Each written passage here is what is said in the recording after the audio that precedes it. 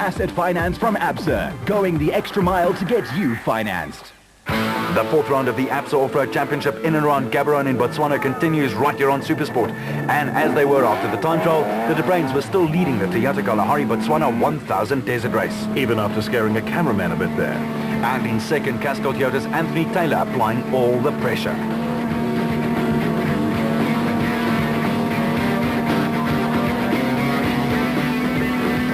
But have a look at the steering wheel. Those forearms and hands working overtime due to the loose and fickle sand under the tires.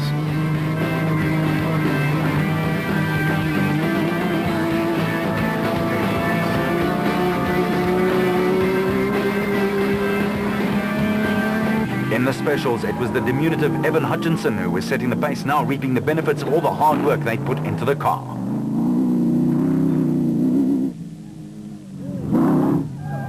But he had his hands full trying to hold off Visser and Badenhorst, who had to sort out an exhaust valve after the prologue, but had everything looking and sounding great. But things were changing, Rold. Voss and Weichelt were past a handful of cars and starting to push. Alberts and Minute had given way to one or two specials, but they were still firmly ensconced fifth on the road. Matthews and Smith were feeling the desert dust, but had a steady rhythm going.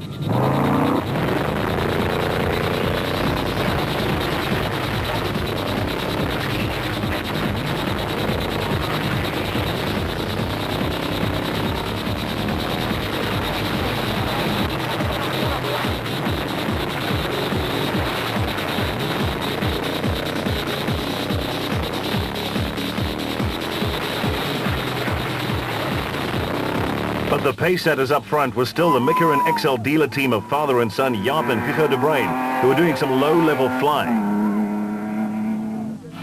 And this corner tempted the drivers to really let the tail hang out, Matthews and Smith, but they used their spare tyres and needed to get one more. Their trusty crew did the rest.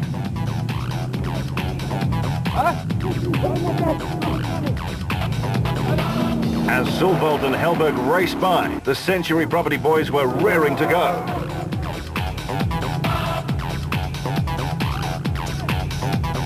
And up front things had changed. Visser was first on the road as the De Bruins had dropped out with some mechanical trouble.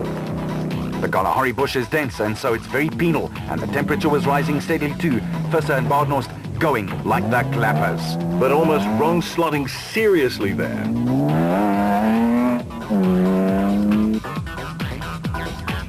Voss, who loves nothing better than when it gets very tough and very long. But in the specials, things were happening too. Evan Hutchinson had a broken drive shaft. That was the end of his Kalahari ride. And the big Rapsa bat with Alberts and Minute aboard were also going very quickly and effectively through the obstacles that the route planners had thrown at them. Taylor and Houghton were simply superb in only their second outing together in the Castrol Toyota. The two-time Formula V national champ was slotting right in. With the special category hotting up as Nick Harper hit his stride as well. His stand-in navigator was also doing a great job. With Alfie Cox in the Motorrad SP recovering well after a puncture on the way to the first DSP.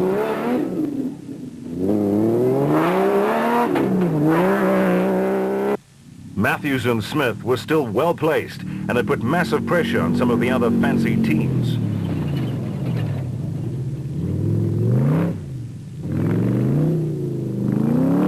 That's the thing about the desert, it forces you to make a plan, and he did, and they did. Collie and Quinton Zülwald, defending Toyota Kalahari Botswana 1000 Desert Champions, had trouble with their trip meter, but kept it going. And the irrepressible Whitehouse and Carlson in the Regent Racing Bat were also still hanging in, but the desert was taking its toll on man and machine. The Zülwald Transport Zaga was growling in full throat on the way to a fourth fastest time to DSP in the specials. And the biggest mover of the day was the newest dad in the field, Shamir Voriawa, up into the top 10 from 23rd. Woolridge and Schultheimer also did some giant killing and had snagged a bag full of places back.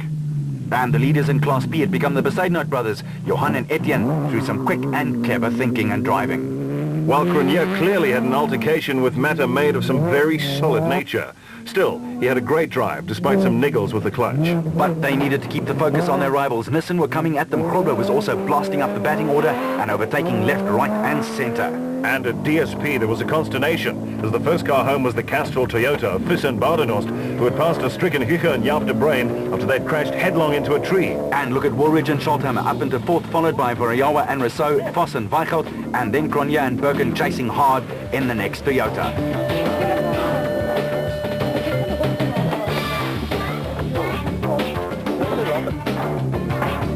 And that meant that all the SP cars had picked up the spot. Duncan Voss was in his element after a fine drive, but knew they had to cut out any and all mistakes. Well, we're having a good run. Car, the cat's not great. Batting, I think our setup isn't really good for these sort of conditions, but you know, we're going at a good pace. Louis doing a good job. Caught one or two cars, so just got to keep it together and not make mistakes. You can easily make a mistake. So, Duncan, it's a high level of concentration that's needed. All it is. You just got to not miss one bush, one tree, because one of them's going to catch you. The lead car, it's happened to him, and I think he caught two cars, so they obviously made mistakes, so you just got to focus all the time. Alberts and Minute were having a really good time.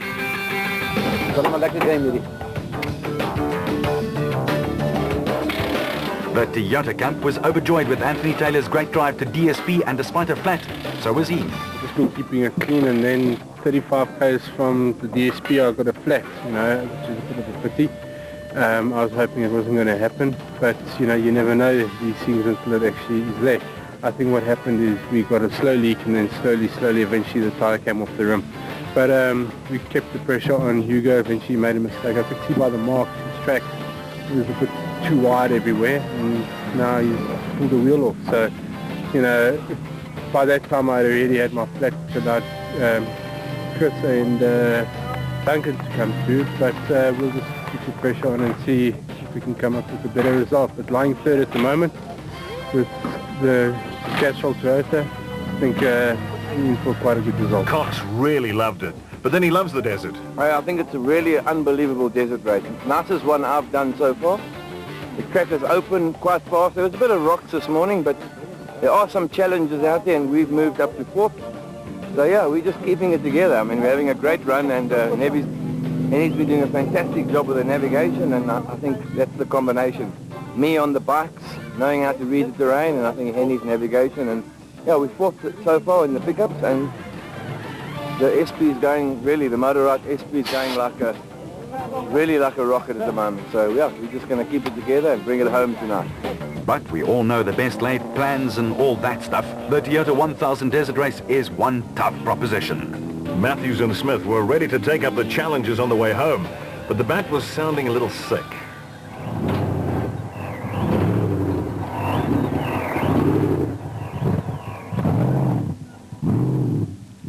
The Ford crew, Woolridge and Scholthammer, got their parking spots sorted, but looked weary as they stepped from the Ranger's cockpit.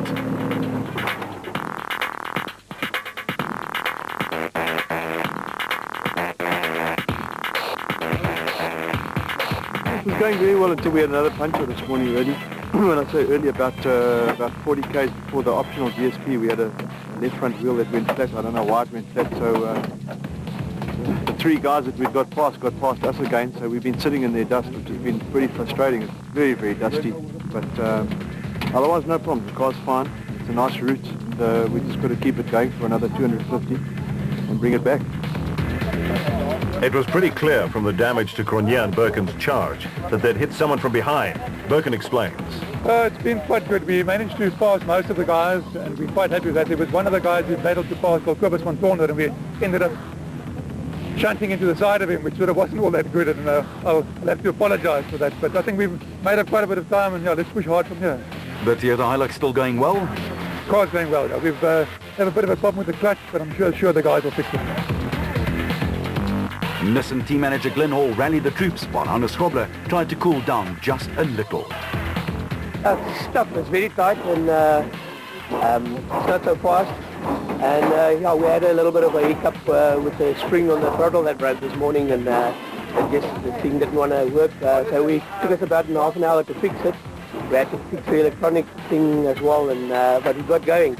And we had to stop another time to put a spring from the brake on the fuel pedal. But yeah, we're here. And I think we're reasonably in a good position at the moment. The Zermattans loved it. Oh, it's lovely, eh? The route is fantastic. It's nicely marked. New areas in some places, some existing places. We've run before. Yeah, just awesome all the way through. Really nice stuff. It's good to see a lot of people camping out there. You know, they make a weekend of it. All having parties out there. Yeah, the less said about those parties, the better. For Peckham and Santoro, it was bumpy out there. Oh, it's going well. It's very bumpy. It's very bouncy. Yanni was ahead of us, and then we pulled over with a puncture and managed to get ahead of him. And then Ian Palmer and Dion Fenter, they've got a problem just back here. I think they're out of the race. But yeah, the car's going well. Got a little bit of an oil leak. That's about it. Hey, just press on, bring it home. For Hanuman Silval, there were one or two problems, but in the end they did overcome.